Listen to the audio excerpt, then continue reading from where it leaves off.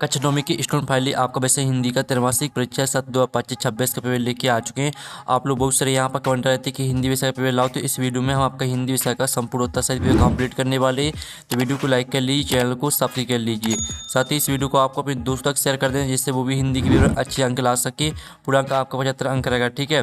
और समय आपका 3 घंटे रहने वाला है। आपके निर्देश आते हैं सही प्रश्न करना अनिवार्य है, तो आप निर्देश यहाँ पढ़ लीजिएगा। अब चलिए आपका जो पेपर वो देख लेते हैं। तो हमने आपको पहले ही बता दिया, आपको इस वीडियो को ध्यान से देखना है और पेपर देने से पहले इसको पूरा याद करना है।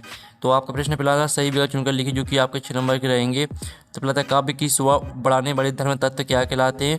तो आपका था छंद, बाता, शब्दशक्ति, साता, अलंकार और दाता काव्यगुण। तो यहाँ पर काव्य की शोभा बढ़ाने वाले धर्म तत्व क्या कहलाते हैं, तो इसका आंसर आपका अलंकार हो जाएगा।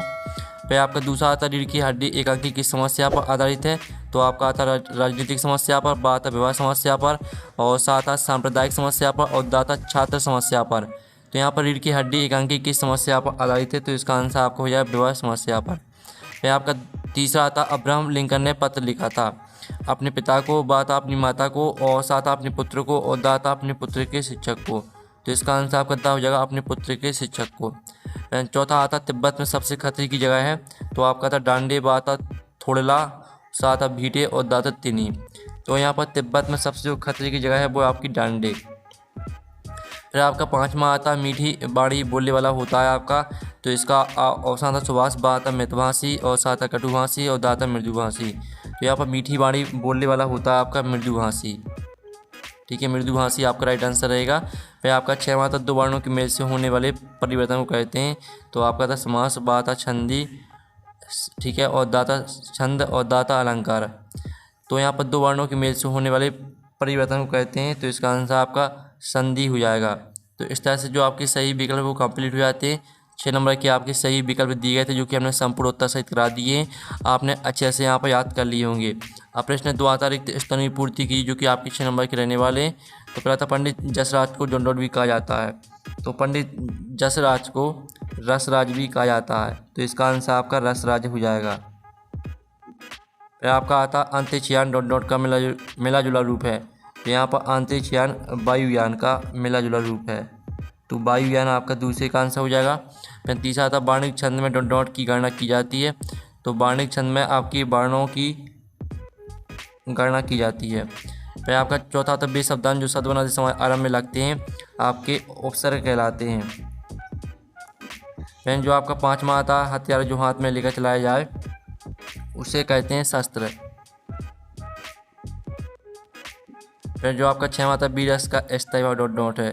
तो बीरस का स्थायी भाव आपको उत्साह हो जाएगा। इस तरह से आपके रेगिस्तान कंप्लीट हो जाते हैं। अब प्रश्न 3 आता, एक शतवाक्य में उत्तर दीजिए जो कि आपके 6 नंबर के रहेंगे। तो हिंदी का उपन्यास सम्राट किसे कहा जाता है। तो हिंदी का उपन्यास सम्राट कहा जाता है प्रेमचंद को। फिर आपका था, रसकन किसके अनन्य भक्त हैं। तो रसकन आपके श्री कृष्ण के अनन्य भक्त हैं। श्री कृष्ण आपका यहाँ पर राइट आंसर हो जाएगा। फिर आपका आता, प्रबंध काव्य के भेदों के नाम लिखिए। तो प्रबंध काव्य के आपके जो भेदों के नाम होते हैं वो आपके प्रबंध काव्य के भेद होते हैं आपके 2, ठीक है, महाकाव्य और दूसरा हो जाएगा आपका खंड काव्य। फिर आपका था, लेखिका मृदुला गर्ग के नाना पढ़ाई करने कहाँ गए थे। तो इसका आंसर आपको विलायत हो जाएगा। और जो आपका था, समास कितने प्रकार के होते हैं। तो समास होते हैं आपके 6 प्रकार के। और साथ ही आप यहाँ पर देख लीजिए, झूरी के साली का क्या नाम था। तो इसका आंसर आपका गया हो जाएगा। इस तरह से आपके एक शतवाक्य में उत्तर कंप्लीट हो जाते हैं। आपने अच्छे से याद कर लिए होंगे। अब आपका नेक्स्ट प्रश्न देख लेते हैं। प्रश्न आता है 4, सही जोड़ी बनाइए जो कि आपकी स्तंभ अववा में दी गई जो कि 6 नंबर की रहने वाली सही जोड़ी। पहली आती है दुर्लभ। तो दुर्लभ को आपको किससे मैच करना है, कठिनता से। दुर्लभ को आपको मैच कर देना है जो आपकी यहाँ पर दी गई कठिनता से प्राप्त। और कबीरदास को आपको मैच कर देना है साकिया एवं शब्द से। जो सम्माननीय को आपको आधार एक से मैच कर देना है। और मृतिका को आपको मिट्टी से मैच कर देना है। और 2 बैलों की कथा को आपको मुंशी प्रेमचंद से मैच कर देना है, ठीक है। और जो 6वीं आती जहरीला को आपको सांप से मैच कर देना है। इस तरह से आपकी 6 जोड़ी कंप्लीट हो जाती है। हमने नंबर लिख दिए, कौन में आपको कौन सी मैच करनी है तो आप यहाँ पर देख लीजिए। और साथ ही स्टूडेंट आपको वीडियो को लाइक जरूर कर लेना, क्योंकि हम बड़ी मेहनत से आपके लिए पेपर लाते हैं। तो जो लाइक के बटन है उसे जरूर से दबा दीजिए। अब प्रश्न 5 आता सत्ता का चयन करके लिखिए, जो कि 6 नंबर के रहेंगे। तो सूरज का विवाह एक कहानी है, तो आपका असत्य रहेगा पहला। फिर आपका दूसरा आता गांधी जी के अनुसार हमें अपनी बुनियाद पर कायम रहना चाहिए, तो ये आपका सत्य हो जाएगा। और तीसरा आता शब्द के आगे जुड़ने वाले शब्दांश अपसर्ग कहलाते हैं, तो आपका यह भी सत्य रहने वाला है। और गया झूरी का मामा था, तो चौथा आपका असत्य हो जाएगा। फिर पांचवा आता उत्थान शब्द का विलोम उन्नति है, तो आपका जो पांचवा रहेगा वो आपका असत्य हो जाएगा। और जो छठवां आता हीरा और मोती में गहरी दोस्ती थी, तो आपका यह बिल्कुल सत्य रहेगा। तो इस तरह से आपकी सत्य असत्य भी कंप्लीट हो जाते हैं। अब चलिए आपके जो प्रश्न है वो देख लेते हैं। तो प्रश्न 6 आता नई कविता की आपको प्रमुख 2 विशेषताएं लिखना है, अथवा छायावाद की 2 प्रमुख विशेषताएं लिखिए। तो चलिए जो इनकी आंसर है वो हम यहाँ पर देख लेते हैं, ठीक है। तो आपको यहाँ पर वीडियो को लाइक जरूर कर लेना है। आप यहाँ पर देख लीजिए आपकी नई कविता की 2 विशेषताएं दी है, अनुभूति की प्रामाणिकता, लघु मनोवाद की प्रतिष्ठा। दोनों विशेषताओं को अच्छे से याद कर लेना है। छायावाद की 2 विशेषताएं देख लीजिए, व्यक्तिवाद की प्रधानता और प्रकृति का मानवीकरण। पूरा आपको याद करना है, ठीक है। फिर आप यहाँ पर देख लीजिए आपका 7वां था कबीरदास के सेल्फ सौंदर्य की 2 विशेषताएं लिखिए, अथवा था स्वतंत्र पंथ के भाव सौंदर्य की 2 विशेषताएं लिखिए। तो आपकी यहाँ पर कबीरदास के सेल्फ सौंदर्य की 2 विशेषताएं दी हैं, सदोखड़ी भाषा, प्रतीकों का प्रयोग। और स्वतंत्र पंथ के भाव सौंदर्य की 2 विशेषताएं लिख लीजिए, प्रकृति प्रेम और रहस्यवाद, ठीक है। पूरा आपको याद करना है, ठीक है। फिर आप यहाँ पर देख लीजिए अंतरिक्ष यात्री कौन होते हैं, और अथवा आता मासिक वेतन को पूर्णमासिक चांद क्यों कहा गया लिखिए। चलिए आपका 8वें क्वेश्चन का आंसर देख लेते हैं।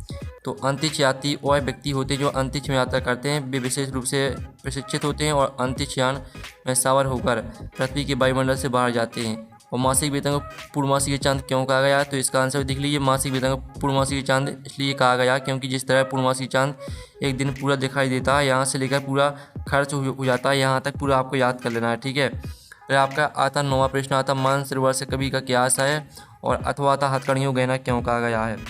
तो आप 9वें प्रश्न का आंसर देख लीजिए। मानसरोवर से कवि का आशय हृदय रूपी पवित्र सरोवर से है, जिसमें भक्ति और ज्ञान रूपी जल भरा होता है।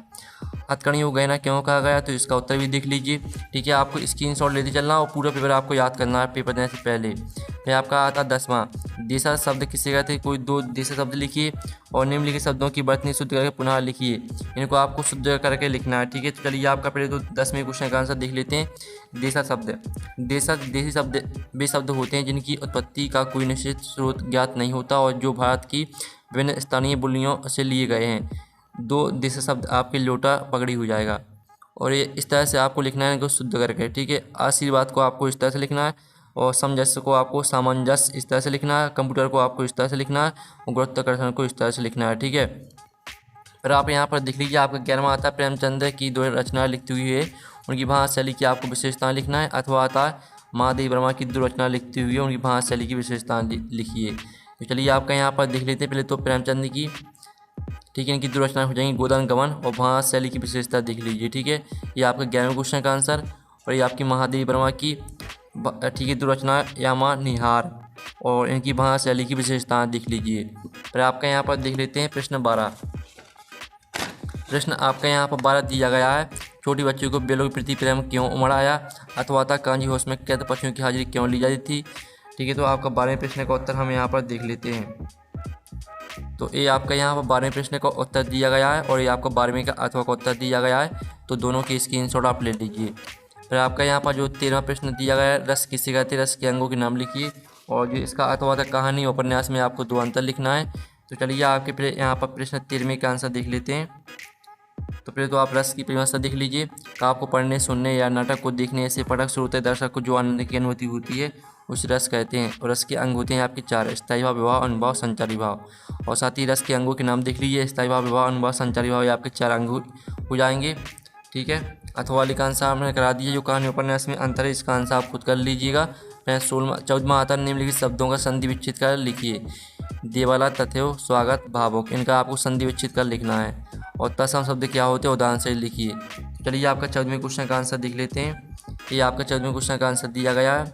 देवाला का हो जाएगा देव प्लस आलय, और तदेव का हो जाएगा तथा प्लस एव, स्वागत का आपका सु प्लस आगत हो जाएगा, भावुक का आपको भव प्लस उक हो जाएगा। और तत्सम शब्द देख लीजिए, वे शब्द जो संस्कृत भाषा से बिना किसी परिवर्तन से सीधे हिंदी में आ गए हैं उन्हें तत्सम शब्द कहते हैं। साथ ही इनके उदाहरण भी देख लीजिए। फिर आपका आता मुहावरे एवं लोकोक्ति में अंतर लिखिए, अथवा आता अवसर किसे कहते हैं, प्रति अवसर का प्रयोग करते हुए दो शब्द बनाकर लिखिए।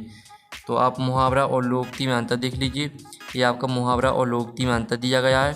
साथ ही अवसर किसे कहते हैं, प्रति अवसर का प्रयोग करते हुए आपको दो शब्द बनाकर लिखना था। वे शब्दांश जो किसी शब्द के आरंभ में जुड़कर उसके अर्थ में परिवर्तन या विशेषता लाते हैं उन्हें अवसर कहते हैं। और आपको प्रतिदिन, प्रतिकूल, ये आपके दो उदाहरण हो जाएंगे। फिर आपका आता संधि की परिभाषा एवं संधि के प्रकार के नाम लिखिए, अथवा आता निम्नलिखित मुहावरों के अर्थ सहित वाक्य बनाकर लिखिए। तो चलिए आपका 16वें प्रश्न का उत्तर देख लेते हैं। ये आपकी संधि की परिभाषा दी गई है। दो वर्णों के मेल से होने वाले विकार को संधि कहते हैं और संधि की प्रकार हो जाएंगे स्वर संधि, व्यंजन संधि, विसर्ग संधि। साथ ही आप अथवा का आंसर देख लीजिए। आँख का तारा का होना का अर्थ हो जाएगा बहुत प्यारा होना, इसका वाक्य प्रयोग हो जाएगा रमेश अपनी माँ की आंखों का तारा है। फिर आग में घी डालना का अर्थ हो जाएगा क्रोध को और अधिक भड़काना, इसका अर्थ वाक्य प्रयोग हो जाएगा उसने झगड़े में झूठ बोलकर आग में घी डालने का काम किया। इस तरह से आप आंसर कंप्लीट हो जाता है, स्क्रीनशॉट ले लीजिए। फिर आपका यहाँ पर आता महाकाव्य खंडका में आपको दो अंतर लिखना है, अथवा रीढ़ की हड्डी एक अंकी का उद्देश्य लिखिए। तो ये आपको महाकाव्य खंडका में अंतर दिया गया है। इसमें जीवन का समग्र चित्रण होता है, इसमें जीवन के किसी एक भाग का चित्रण होता है। इसका नायक धीरोदात्त होता है, इसका नायक साधारण भी हो सकता है। इस तरह से चारों पूरा अंतर याद कर लेना है। रीढ़ की हड्डी एक अंकी का उद्देश्य देख लीजिए। रीढ़ की हड्डी एक अंकी का मुख्य उद्देश्य समाज में लड़कियों की विवाह को लेकर फैली कुर्तियों पर प्रहार करना है। इस तरह से पूरा आपका शारीरिक हो या नैतिक, यहाँ तक पूरा याद कर लेना है। फिर आपका 18वां क्वेश्चन आता है जिसकी आपको पद्यांश की संदर्भ प्रसंग सही व्याख्या लिखनी है, यानी भावार्थ लिखना है। प्रेमी ढूंढत में फिरो, प्रेमी मिले न कोई। और साथ ही इसका अथवा वाला देख लीजिए। चलिए हम दोनों के आंसर देख लेते हैं। पहले तो आप 18वें क्वेश्चन का आंसर देख लीजिए, आपकी संदर्भ प्रसंग और व्याख्या, ठीक है। और साथ ही अथवा का आंसर देख लीजिए, अथवा वाली की संदर्भ प्रसंग व्याख्या देख लीजिए, स्क्रीनशॉट आप ले सकते हैं, ठीक है। फिर आपको 19वां आता जो गद्यांश दिया गया तो इसकी भी आपको संदर्भ प्रसंग सही व्याख्या लिखनी है। जानवरों में गधा सबसे ज़्यादा बुद्धिमान समझा जाता है, इस तरह से दिया गया है। इसका अथवा भी देख लीजिए। तो आप यहाँ पर देख लीजिए, ये आपका संदर्भ प्रसंग व्याख्या दी गई है, तो इसका आप स्क्रीनशॉट ले लीजिए। और अथवा वाली का आंसर देख लेते हैं जो दिया था, विलासता की सामग्रियों से घबरा रहा हूँ, तो इसका भी संदर्भ देख लीजिए, प्रसंग और भावार्थ, ठीक है। इस तरह से आपका यहाँ पर आंसर कंप्लीट हो जाता है 20वें क्वेश्चन का। फिर आपका 20वां आता पानी का महत्व विषय पर एक अनुच्छेद लिखिए। अथवा आता त्रैमासिक परीक्षा की तैयारी के संबंध में शिक्षक और विद्यार्थी के मध्य आपको संवाद लिखना है। तो आप यहाँ पर देख लीजिए, आपका पानी के महत्व पर अनुच्छेद दिया गया है, तो आप यहाँ पर अच्छे से स्क्रीनशॉट ले लीजिए। फिर आप अथवा का आंसर देख लीजिए, आपका त्रैमासिक परीक्षा की तैयारी के संबंध में शिक्षक और विद्यार्थी के मध्य आपका संवाद दिया गया है। और फिर आपका आता है 21वें क्वेश्चन जो कि आपका आपठित है, काव्यांश दिया गया है। इसके आपके 4 प्रश्न आते हैं, चारों प्रश्नों को देख लीजिए। चलिए जो इनके आंसर है वो आपको दिखा देते हैं, ठीक है। तो आप यहाँ पर देख लीजिए, आपके चारों प्रश्न का उत्तर है, तो आप इनका स्क्रीनशॉट ले लीजिए। फिर आपका यहाँ पर देख लेते हैं 21वें का अथवा, सॉरी आपका 21वें अथवा नहीं दिया गया है। 22वां आता आपने प्राचार्य को 3 दिन के अवकाश से आपको आवेदन पत्र लिखना है, तो इसका आंसर भी हम देख लेते हैं। आवेदन पत्र आपका, ये आपका आवेदन पत्र दिया गया है, तो इसका पूरा स्क्रीनशॉट ले लीजिए। और ये आपका अथवा का आंसर दिया गया है, तो इसका पूरा स्क्रीनशॉट ले लीजिए, ठीक है। और जो 23वां प्रश्न आता है जिसमें आपको निबंध लिखना है रूपरेखा सहित, तो इसका आंसर खुद कर लीजिएगा। तो इस तरह से आपके हिंदी का पेपर कंप्लीट हो जाता है। और वीडियो को आपको लाइक कर लेना, चैनल को सब्सक्राइब कर लेना। इसका पेपर का PDF डाउनलोड करना चाहते हैं तो लिंक वीडियो के डिस्क्रिप्शन में दी गई, तो आप वहाँ से पेपर का PDF डाउनलोड कर सकते हैं। तो हम नेक्स्ट वीडियो में मिलते हैं। Thanks for watching.